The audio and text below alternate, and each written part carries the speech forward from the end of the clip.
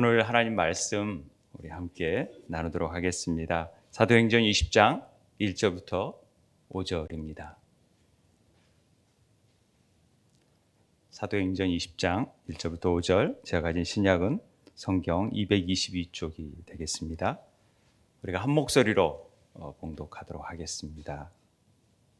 자신 줄 알고 함께 읽도록 하겠습니다. 시작. 서유가 그침에 바울은 제자들을 불러 고난 후에 작별하고 떠나 마게도냐로 가니라.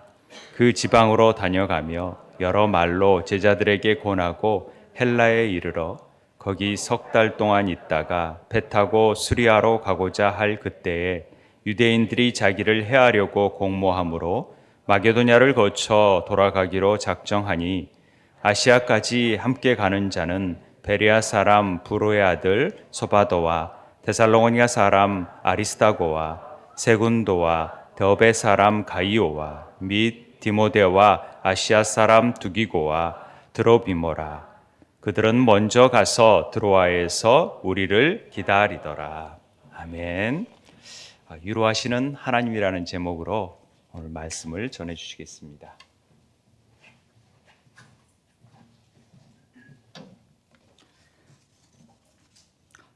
여러분 반갑습니다. 저도 어떻게 하다 보니까 설교를 한 지 거의 30년 가까이 되는데 오늘 아침에 한번 생각해 봤습니다. 어떤 설교가 저에게 어려운가 했더니 장례 설교도 어렵고, 저는 이렇게 아이들 앞에서 설교하는 거 진짜 어려운 것 같아요. 그리고 팬데믹 맞으면서는 영상으로 이렇게 녹화하고 그런 설교가 쉽지 않았는데, 그래도 제일 어려운 설교는 가족 앞에서 하는 설교입니다. 저희 부모님도 계시고 동생, 누나, 매형, 조카들, 게다가 제가 어렸을 때 가르쳤던 우리 제자들이 두 눈 똑바로 뜨고 이렇게 보고 있고, 근데 여러분이 인정해 주신다면 저도 세움 가족이라고 믿습니다. 교회 개척 때부터 같이 기도했고, 목사님 말씀하신 대로 제 개척의 동기 중에는 이런 아름다운 공동체를 저도 한번 누려봤으면 그런 기대가 있었습니다. 그리고 그저께인가요? 제가 여기 선교원 어떻게 하는지 궁금해가지고 한번 가서 본 적이 있습니다. 근데 요만한 아이들이 너무 은혜롭게 찬양하고 요절을 외우는데 저도 못 외우는 구절들을 다 외우더라고요. 얘네들 1년에 막 수백 개씩 외운대요. 그래서 이야, 이 아이들이 저보다 낫다 생각도 들고, 또 성경 통독 여러분이 하시는 이야기도 굉장히 많이 들었어요. 그리고 저희 가정 모임은요, 세움교회 자랑하니라고 듣기가 좀 거북할 정도로 그렇게 늘 듣고, 또 이렇게 아름다운 서로 섬기는 공동체가 되고 서로 하나 된 그런 교회가 되고, 근데 이런 오늘의 모습이 이루어지기까지 얼마나 많은 기도가 있었을까, 얼마나 많은 헌신이 있었을까, 얼마나 많은 보이지 않는 그런 수고와 눈물이 있었을까 생각이 듭니다. 그래서 오늘 설교는 바로 그런 분들을 위한 설교가 아닐까 싶고, 그게 또한 사도 바울의 이야기이기도 합니다. 20장 1절부터 읽었는데요. 우리 첫 번째 두 절 다시 한번 읽어봤으면 좋겠습니다. 함께 읽을까요? 시작. 소요가 그침에 바울은 제자들을 불러 권한 후에 작별하고 떠나 마게도냐로 가니라. 그 지방으로 다녀가며 여러 말로 제자들에게 권하고 헬라에 이르러.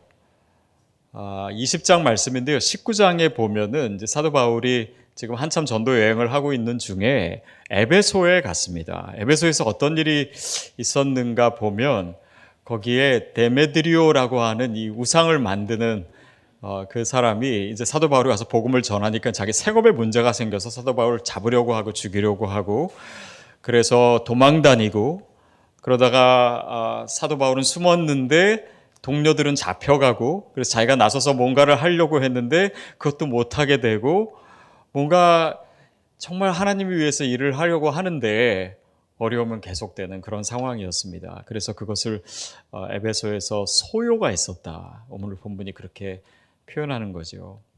그래서 이제 결국 에베소를 떠나서 마케도니아 지방으로 갔습니다. 우리가 아는 뭐 베레아가 있고 또 빌립보가 있고 데살로니가 있는 지금의 남유럽 지방입니다. 거기를 거쳐서 아가야 지방을 거쳐서 계속 남쪽으로 오면 그리스 지방에 이릅니다. 그러니까 이 먼 길을 다시 여행해서 이제 사도 바울이 또 복음을 전하고 특히 자신이 1차 전도 여행 때 세웠던 교회들, 그 성도님들을 만나요. 근데 만나면서 오늘 본문은 사도 바울의 사역을 한 가지 단어로 두 번이나 반복해서 얘기합니다. 그게 뭐냐면 1절에 권하다, 권한 후에 이렇게 나와 있고 2절도 권하다. 뭘 도대체 권했다는 건가요? 사도 바울이 돌아다니면서. 근데 이 단어가 헬라어로는 파라클레시스라고 하는 단어입니다. 의미인즉 위로하다, 격려하다, 또 포옹하다, 안아주다 라고 하는 뜻이죠. 근데 여기에는 훈계하다 이런 뜻도 있어요. 근데 이제 본문의 맥락상 어떤 의미가 맞을까요? 훈계하다가 맞을까요? 아니면 위로하고 격려하다가 맞을까요? 네, 당연히 이렇게 오랜만에 성도님들 만나가지고 너는 이거 고치고 요거 잘못했고 그렇게 비판하면서 다니지는 않았을 거예요. 근데 이 단어가요, 우리 임직식 하셨다 그러는데 권사님 있잖아요. 권사라고 하는 단어도 파라클레시스입니다. 그러니까 우리가 어떤 모습으로 사역해야 되는지를 보여주고 있죠. 결국 사도 바울의 사역을 한마디로 하면은 위로하는 것입니다. 격려하는 것이에요. 그게 그의 사역의, 그의 목양의 전부였어요. 그렇다면 저와 여러분의 사역도 사실 이 한 가지로 집약될 수 있습니다. 위로하고 격려하는 거예요. 근데 보십시오. 사도 바울은 사실 이 상황에서는 누구를 위로할 만한 상황이 아닙니다. 가뜩이나 지금 힘들고 지치고 어렵고 또 가는 데마다 도망 다녀야 되고 또 채찍으로 맞기도 하고 감옥에 갇히기도 하고 뭔가 정말 주님을 위해서 또 하나님 나라를 위해서 헌신했는데 돌아온 것은 이런 힘들고 어려운 것밖에 없으니까 오히려 격려받고 위로받아야 될 사람은 사도 바울인데 사실 누구도 사도 바울을 위로하는 것 같지 않습니다. 그런데 그 상황에서 사도 바울은 계속해서 격려했어요. 계속해서 위로의 여정을 걷고 있습니다. 자, 그런데 또 다른 문제가 생겼어요. 3절 말씀입니다. 시작. 거기 석 달 동안 있다가 배 타고 수리아로 가고자 할 그때에 유대인들이 자기를 해하려고 공모함으로 마케도냐를 거쳐 돌아가기로 작정하니 석 달을 머무른 다음에 이제 시리아 지방 수리아로 가려고 했습니다. 원래 배 타고 가려고 했는데 또 유대인들이 사도 바울을 잡아 죽이려고 하니까 배를 탈 수가 없는 거예요. 그래서 여정을 또 바꿔서 배 타면 또 며칠 만에 갈 수가 있는데 그렇게 못 가고 또 다시 그리스 지방을 거쳐서 아가야를 거쳐서 마게도냐를 거쳐서 또 지금의 터키 지방 이렇게 먼 여행을 또 걸어서 해야 되니까 사도 바울은 굉장히 낙심했을 것입니다. 근데 그 상황에서 사도 바울이 계속해서 다른 사람을 위로했다라고 하는 것이지요. 위로가 필요할 때 오히려 위로하는 것입니다. 제가 영국에 있을 때 조그만 한인교회에서 청년부 사역을 몇 년 동안 했었습니다. 근데 그때 거기 뭐 대학의 학생들도 있었고 또 어학연수 온 학생들도 있었는데 그 중에 한 명이 이렇게 어학연수를 마치고 돌아가면서 그때 이렇게 굉장히 힘들었고 어려운 시기였는데 교회에 와서 저를 보고 위로를 받았다는 거예요. 그래서 얘가 설교의 은혜를 많이 받았나 보다라고 했는데 설교 얘기는 없고 제가 그 친구 보면서 웃어줬대요. 그거에 위로를 많이 받았나 봐요. 참고로 저희 뭐 누나나 제 동생은 태어날 때부터 눈도 크고 인상이 좋았습니다. 근데 저는 눈도 쫙 찢어지고 그래서 저희 어머니가 너는 군대 가면은 조심해야겠다. 가만히 쳐다만 봐도 째려보는 것 같다. 그래서 저는 인상이 좀 그랬는데 이제 목회를 하다 보니까 성도님들이 사랑스럽고 그래서 웃는 훈련이 있었어요. 지금은 이제 성도님들만 봐도 저절로 웃음이 지어지는 것 같습니다. 그래서 그때 저도 깨달았어요. 아, 이 얼굴로도 위로가 될 수 있구나 생각했어요. 의료 용어 중에 이 스마일 마스크 신드롬이라고 하는 것이 있습니다. 근데 이것은 속으로는 울고 있는데 겉으로는 웃어야 되는 사람들이 잘 생기는 질병이에요. 일종의 우울증이죠. 감염성 우울증입니다. 특히 늘 대중 앞에서 좋은 모습 보여야 되는 연예인들, 또 뭐 이렇게 비행기 승무원이나 이렇게 서비스업에 종사하는 분들, 이런 분들이 사실은 자기 감정과 상관없는 표정을 늘 지어야 되니까 그걸로 인해서 이렇게 자기 감정을 표출하지 못하고 그러다가 생기는 일종의 우울증이죠. 근데 목사도 못지 않은 것 같습니다. 힘들고 어려운데 늘 웃고 있어야 되고 또 성도님들 격려해 드려야 되고 또 은혜로운 설교를 전해야 되고 어저께는 부부싸움 했을지라도 제 아내가 저기서 불꽃 같은 눈으로 째려보고 있는데도 아무 일도 없는 척 설교해야 될 때도 있고 그런 삶이 어쩌면 우리의 삶일 수도 있겠다 싶어요. 아까 제가 유학생활 할 때 그렇게 웃었다고 했는데요. 사실은 웃지 못할 상황이 많았습니다. 그 당시 제가 가자마자 1년도 안 돼서 IMF가 왔고 경제적으로도 어려웠고 또 공부도 쉽지 않고 영어도 못하는데 막 영어로 공부하려니까 그것도 늘 어렵고 또 아르바이트도 많이 일도 해야 되고 또 결혼한 지 15일 만에 저희가 영국을 갔거든요. 그러니까 제 아내도 새로운 상황 적응하기가 쉽지 않았고 그러자 또 가자마자 아기 임신해가지고 또 애 낳고 키우고 그래서 정신없이 힘들었습니다. 그러나 웃어야 됐던 거예요. 여러분은 어떻습니까? 여러분 누군가를 막 위로하고 격려하고 또 세운교회 성도님들 그런 거 잘하잖아요. 근데 그럴 때 없습니까? 사실 위로가 필요한 건 난데 나는 별로 위로받지 못하는 것 같은데 늘 다른 사람 챙겨야 될 것 같을 때 또 아픈 분들이 있으면 위해서 기도하고 때로는 정말 병이 낫기도 하는데 내 병은 낫지 않는 것 같고 다른 사람을 위해서 기도하면 응답도 되고 그런데 내 기도는 응답도 안 되고 또 어려운 분들 도와주고 그러기 섬기기도 하는데 정작 내 사업은 늘 위기 가운데 있고 어렵고 사도 바울이 바로 그랬던 것 같아요.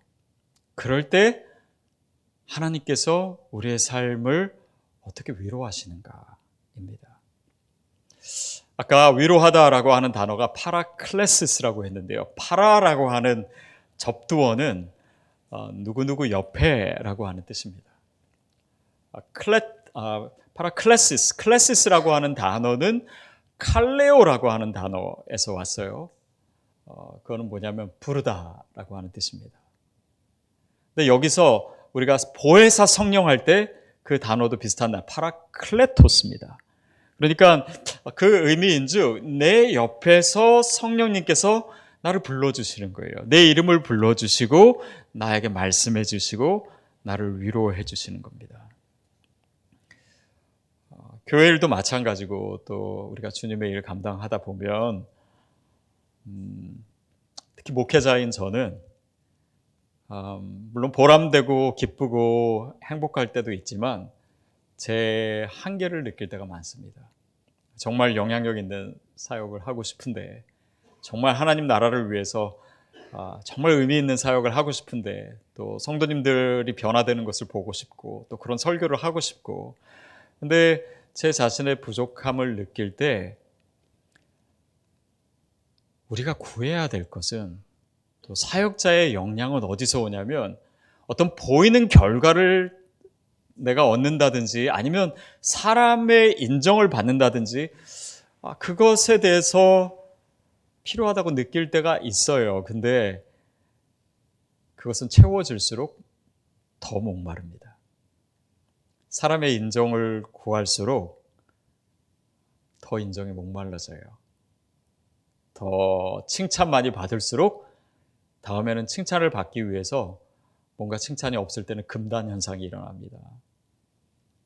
결국 사역자에 있어서 가장 중요한 것은 그 상황에서 내가 하나님이 내 옆에서, 성령님이 내 옆에서 나를 위로하시는 그 음성을 듣는가 아닌가입니다.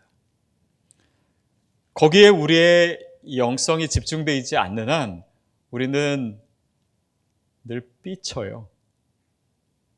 제가 우리 성도님들한테 자주 얘기하는 게 저 좀 따라해 보시라고요. 여기서도 한번 해볼까요? 한번 따라해 보십시오. 삐치지 맙시다. 삐치지 맙시다. 교회 일은요, 다 삐치는 겁니다. 근데 사람이 기대를 하고 또 사람에게서 그것을 구할 때 우리는 섭섭해요. 그러나 정말 이 모든 위로가 하나님으로부터 오는 사람들은요, 스스로 동기가 생겨요. 주님을 사랑하기 때문에 주님으로부터 위로를 받습니다.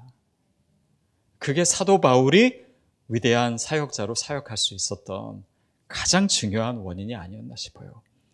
그는 이런 어려움 가운데 날마다 죽음의 위기 가운데 있었습니다. 그런데 그가 고린도전서 15장에서 고백하듯이 나는 날마다 죽노라라고 했던 것은 그는 그 상황으로 인해서 죽음의 위기 가운데 있지만 또 그래서 내 자신이 죽는 것 같은 경험을 하지만 그게 부활장이잖아요. 다시 말하면 나는 날마다 죽고 날마다 살아나는 거예요.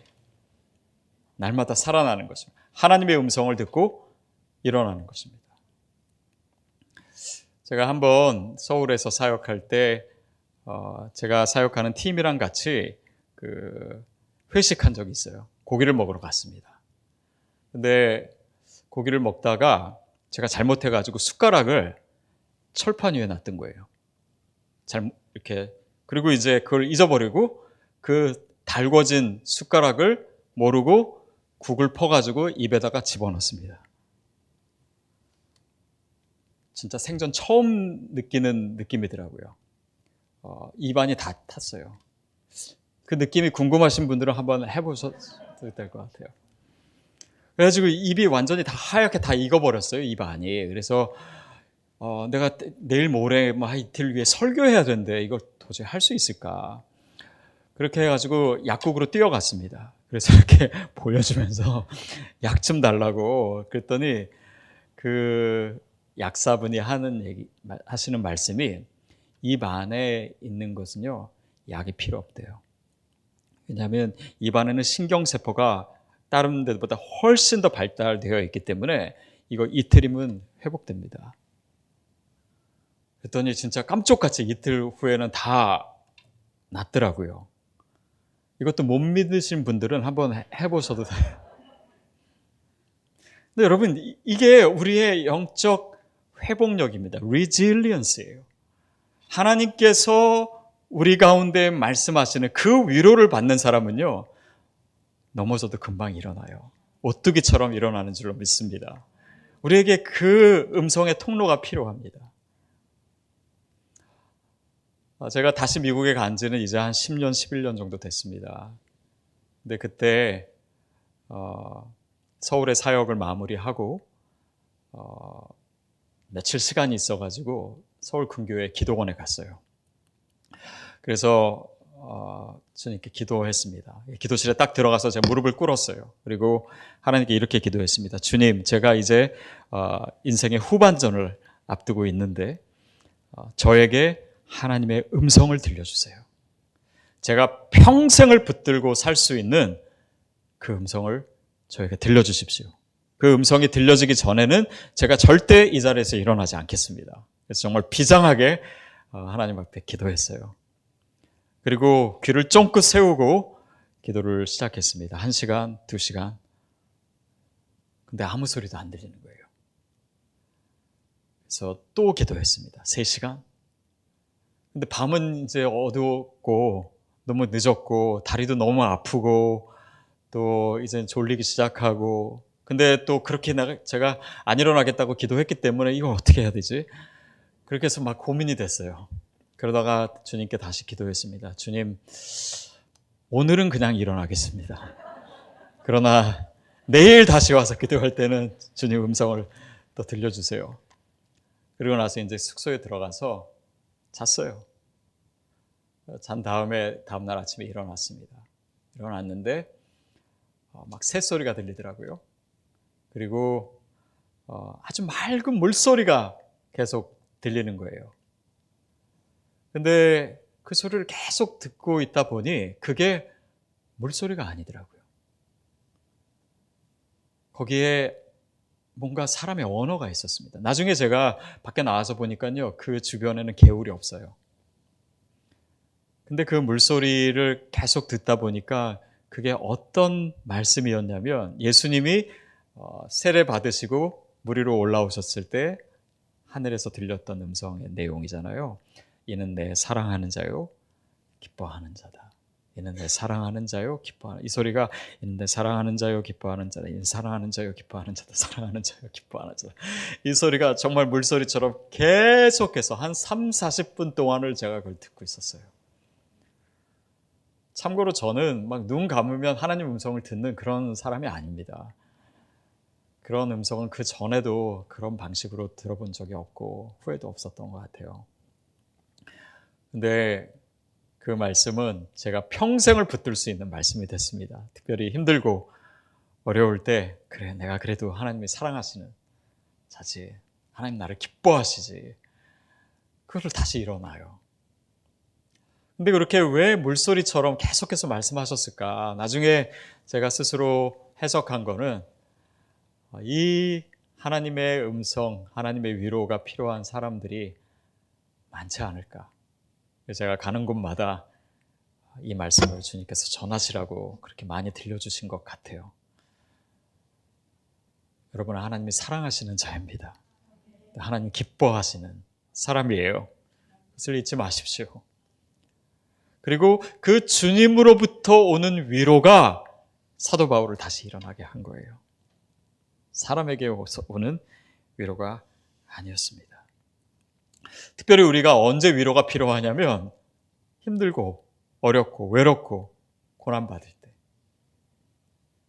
근데 그 상황 속에서 하나님의 위로를 들으면요, 그 위로가요, 나로 하여금 다른 사람을 위로하게 합니다. 제가 지난 6월에 안식월을 이제 한 달을 받아서, 그때 상황상 저는 한국에 오지 못했지만 제 아내와 가족들이 한국에 왔어요. 그래서 아마 여기서 예배도 같이 드렸을 겁니다. 근데 이렇게 오랜만에 가족과 헤어져 있고 또 특별히 아내와 헤어져 있으니까 사람들이 저한테 그러더라고요. 부럽다고, 자유로워서 좋겠다고. 근데 제가 실제로 따로 있어 보니까요, 좋더라고요. 근데 좋은데 한 며칠만 좋더라고요. 그 다음부터는 힘들고, 또 아무도 없는 방에, 불 꺼진 방에 혼자 불 켜는 것도 어렵고, 혼자 밥 먹는 것도 싫고, 그러다가 어느 순간 제 주변에 있었던 또 우리 성도님 중에 혼자 지내시는 분들 생각이 많이 났어요. 한 번도 그분들이 구체적으로 어떤 시간을 보내시는지 제가 많이 생각해 보진 못했는데, 그분들 생각하게 되고 또 그분들에 대한 마음을 많이 갖게 됐습니다. 여러분, 우리의 어려움의 순간은요, 단지 나 자신만 생각하면 그냥 힘들고 의미 없는 시간일 수 있습니다. 그러나 우리가 연결되어 있잖아요. 우리가 공동체 가운데 있잖아요. 또 하나님도 공동체시잖아요. 삼위일체 하나님이. 그렇듯이 우리의 인생의 의미를 나에게서만 찾지 않고 공동체 안에서, 하나님 나라에서 찾을 때는요, 우리의 힘든 시간이요, 위로의 통로가 됩니다. 그리고 중요한 것은 내가 그 상황에서 하나님의 위로의 음성을 듣는가가 중요해요. 그게 사도 바울이 경험했던 것입니다. 고린도후서 1장 3절부터 7절까지를 제가 읽을 텐데요. 여러분 읽으시면서 여기에 위로라고 하는 단어, 파라클레시스라고 하는 단어가 몇 번 나오는지 한번 세보면서 읽으시면 좋을 것 같아요. 우리 함께 읽겠습니다. 시작. 찬송하리로다. 그는 우리 주 예수 그리스도의 하나님이시요 자비의 아버지시요 모든 위로의 하나님이시며 우리의 모든 환난 중에서 우리를 위로하사 우리로 하여금 하나님께 받는 위로로서 모든 환난 중에 있는 자들을 능히 위로하게 하시는 이로다. 그리스도의 고난이 우리에게 넘친 것 같이 우리가 받는 위로도 그리스도로 말미암아 넘치는도다.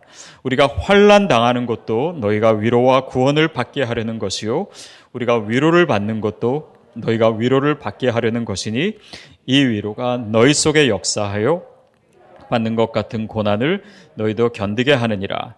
너희를 위한 우리의 소망이 견고함은 같이 위로에도 그러할 줄을 알미라. 위로가 몇 번 나옵니까? 다르네요. 10번 나오는데요. 성경에서 이 위로, 파라클레시스라고 하는 단어가 가장 집약돼서 나오는 곳이 여기입니다. 근데 그 내용이 뭡니까? 모든 환난 중에서 우리를 위로하사. 사도 바울은 우리가 환난 중에 하나님의 음성을 들을 때 하나님께 받는 위로로서 모든 환난 중에 있는 자를 능히 위로하게 하신다고 얘기합니다. 그게 위로의 비밀이에요. 파라클레시스. 내 옆에서 나를 위로하시는 하나님의 음성을 듣는 자는 하나님의 위로의 통로가 됩니다. 또 내가 환난 당하는 것도 너희를 위로하고 구원받게 하라는 것이요 우리가 위로받는 것도 너희를 위로하기 위한 것이다. 그러니까 내 삶에 있는 이 모든 악조건과 어려움과 고난의 시간도 하나님께서 다른 사람을 위로하시기 위해 사용하실 수 있다는 거예요. 결국 주님 옆에 성령님이 내 옆에 계시는 하나님의 사람들이 어떻게 다시 일어날 수 있는지, 어떻게 힘을 얻는지, 어떻게 그 인생의 고난과 어려움이 진정한 의미를 발휘하는지, 그것이 어떻게 합력하여 선을 이루는지를 보여주고 있습니다. 제가 서울에서 사역할 때, 온누리교회에서 사역할 때 여러 가지 행사를 기획을 많이 했습니다. 근데 그 중에 한 번은 어떤 집회를 하는데 강사를 누구를 모실까 하다가 그때까지 한국에 한 번도 오지 않은 닉 보이치치라고 하는 사람을 초대를 했어요. 사진 나오는데 여러분 아마 영상으로 보신 적이 있지 않을까 싶습니다. 팔 다리가 없이 태어난 사람이에요. 근데 이 사람이 이제 목사님 아들입니다. 근데 이렇게 태어나다 보니까 어렸을 때 얼마나 고민이 많았겠어요. 그래서 하나님께 늘 기도했어요. 하나님, 저에게 기적을 베풀어 주세요. 기적을 베풀어 주세요. 그때 이제 처음 와서 집회했을 때 간증했던 내용입니다.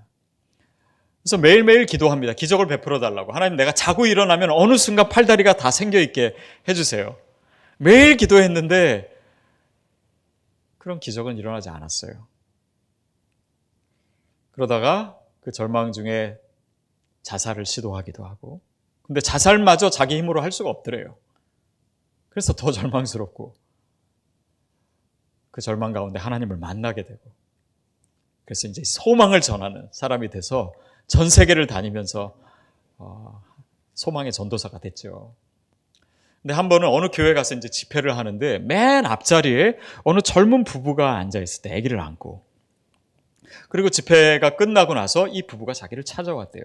그러면서 아이를 보여주는데 이 아이가 이름이 데니얼인데 이 아이는 닉처럼 팔 다리가 없이 태어난 거예요. 그러니까 이 젊은 엄마 아빠가 얼마나 걱정이 많았겠어요. 그래서 많은 의사들을 찾아다니고 병원들을 찾아다니면서 이 아이가 어떻게 되겠습니까? 이 아이가 뭘 할 수 있습니까? 얼마나 오래 살 수 있습니까? 근데 들리는 말마다 다 실망스러운 얘기밖에 없었대요. 이 아이는 혼자 걷지도 못할 것이고 뛰지는 당연히 못할 거고 운동도 못하고 밥도 스스로 못 먹고 몸도 건강할 수가 없고 오래 살 수도 없고 할 수 있는 일이 별로 없습니다. 근데 그런 얘기를 듣던 중에 이 닉 부이치치를 보니까 닉은 걷기도 하고 뛰기도 하고 운동도 여러 가지 해요. 막 수영도 잘하고 뭐 헤딩해서 축구도 하고, 그리고 전 세계를 다니면서 복음을 전하고 지금은 결혼해가지고 아기도 낳고 못하는 것이 없는 것 같은 거예요. 그러면서 이 젊은 부부가 니가한테 그러더래요. 당신의 삶은 우리에게 기적입니다. 그러더래요. 근데 그 기적이라고 하는 말을 듣는 순간 니가 깜짝 놀랐대요. 아니 내가 일생 동안 구했던 것이 기적인데 하나님 나에게 기적을 베푸지 않으시고 내 삶에는 기적이 없다고 생각했는데 어느 순간 내가 다른 사람을 위로하고 격려하는 삶을 살다 보니 내 삶 자체가 기적이 되어 있었구나. 그러면 이게 하나님의 일하시는 원리입니다. 이것이 사도 바울을 다시 일으켰던 하나님의 능력의 비밀이에요. 우리 몸에 굉장히 여러 가지 호르몬이 있잖아요. 근데 그 중에 우리 몸에 굉장히 좋은 호르몬 중에 하나가 옥시토신이라고 하는 호르몬이래요. 우리의 심혈관을 굉장히 강화시키고 또 우리 몸에 여러 가지로 유익한 그런 호르몬인데 이 호르몬이 특별히 많이 분비될 때가 있습니다. 그게 언제냐면 누군가 나를 안아줄 때, 누군가 나를 위로해 줄 때, 누가 나를 격려해 줄 때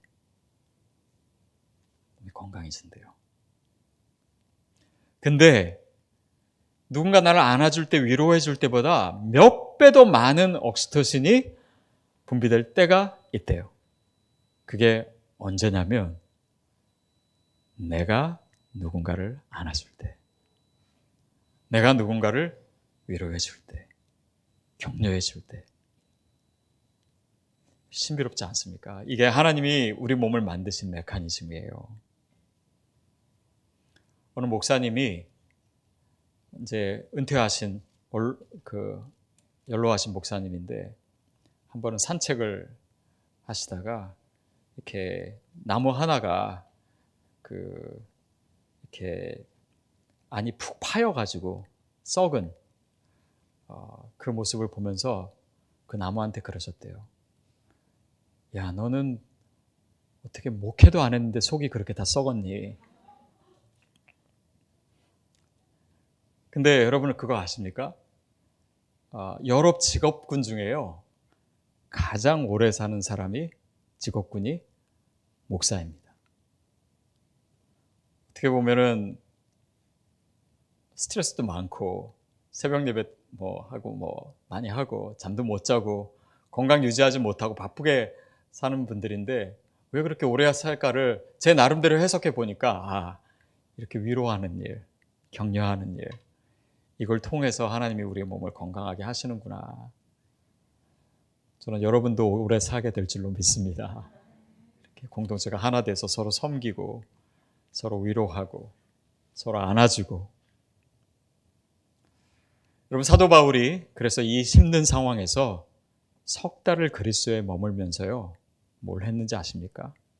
이 힘들고 어려운 시기에 성경에 직접적으로 나오지는 않지만 많은 학자들이 동의하는 것은 뭐냐면 사도 바울이 이 시간에 로마서를 썼대요. 사도 바울의 서신 중에 가장 위대한, 어쩌면 인류 역사상 가장 위대한 편지가 힘들고 어렵고 위로가 필요할 때 오히려 위로했던, 로마에 있는 성도들을 위해서 썼던 이 편지가 쓰여졌던 거예요. 인류의 역사를 바꾼 책입니다. 지금도 수많은 영혼들로 하여금 복음을 진정으로 깨닫게 하고 주님 앞으로 돌이키게 하고 새 힘을 얻게 하는 역사를 초월한, 시간을 초월한 그 편지가 가장 힘들 때 쓰여진 책이에요. 여러분, 우리가 주님을 섬기다가 지칠 때가 있습니다. 또 위로가 필요한데 나에게 주어지는 격려가 많지 않을 때도 많습니다. 정작 위로 받아야 될 사람은 난데 나는 위로만 해야 되는, 격려만 해야 되는 그런 사람일 수도 있어요. 그러나 여러분, 오늘 세상이 주는 위로를 넘어서서 하나님의 음성을 듣는 저와 여러분 되기를 바랍니다.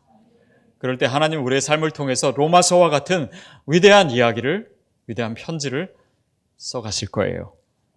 그리고 그것으로 인해서 내 삶에 진정한 아름다운 열매들이 맺어질 겁니다. 그런 사도 바울이 갔던 그 길을 저와 여러분도 힘차게 달려갈 수 있게 되기를 주님의 이름으로 축복합니다. 기도하겠습니다.